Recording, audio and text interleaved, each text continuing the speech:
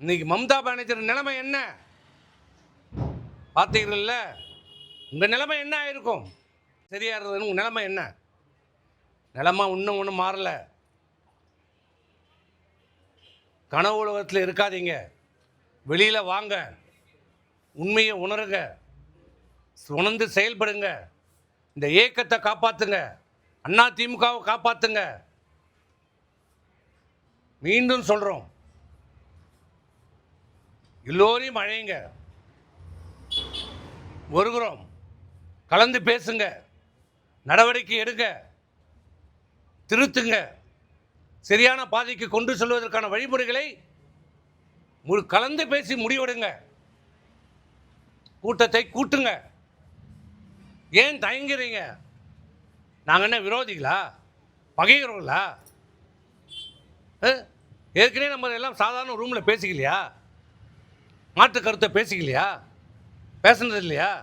பிறகு நீங்கள் சொன்ன கருத்தை நாங்கள் ஏற்றுக்கணும் போனது இல்லையா? போயிருக்கிறோம்ல. இந்த 8 வருஷமாக தானே நடந்திருக்கிறது.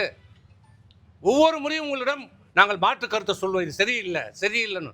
பிறகு கடைசியாக நீங்கள் எது சொன்னாலும் செய்தி எங்களை சமாதானப்படுத்தி நீங்கள் சொன்ன கருத்தை நாங்கள் ஏற்றுன்னு தானே போயிருக்கிறோம். இங்கே வரைக்கும் போனோம். நீங்கள் எப்போ திமுகவோட போகணும்னு சொன்ன உடனே தான் அந்த கருத்து, பிறகு இதுக்கு மேல் உடன்பட முடியாதுன்றதான் நாங்கள் வெளியே வந்தோம். உங்கள் கருத்துக்கு உடன்படலை. அதை தவிர்த்து இந்த 8 ஆண்டு காலம் நீங்கள் சொன்ன அனைத்து கருத்தையும் நாங்கள் ஏற்றிருக்கிறோம், செயல்படுத்தியிருக்கிறோம். அந்த பாவத்துக்கு தான் இன்னைக்கு நாங்கள் அனுபவிக்கிறோம்.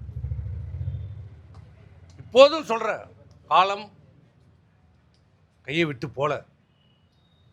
இன்னமும் கொஞ்சம் சொச்சம் மக்கள் நம்ம மீது நம்பிக்கை வச்சிருக்கிறாங்க. தொண்டர்கள் எதிர்பார்ப்போடு இருக்கிறாங்க. அந்த நம்பிக்கையை உங்களுடைய ஈகோவால், சில பேருடைய தவறான வழிகாட்டுதல், இந்த இயக்கத்தை புரட்சித் தலைவர் எம்ஜிஆர் ஆரம்பித்த, நீதி கேட்டு ஆரம்பித்த இந்த இயக்கத்தை, அம்மாவர்களால் கட்டி காப்பாற்றப்பட்ட இந்த இயக்கத்தை காப்பாற்றுங்கள். எங்களுடைய ஒரே கோரிக்கை காப்பாற்றப்பட வேண்டும். கூட்டத்தை கூட்டுங்கள். இல்லை என்றால் நாங்கள் சில காலம் பொறுப்போம்.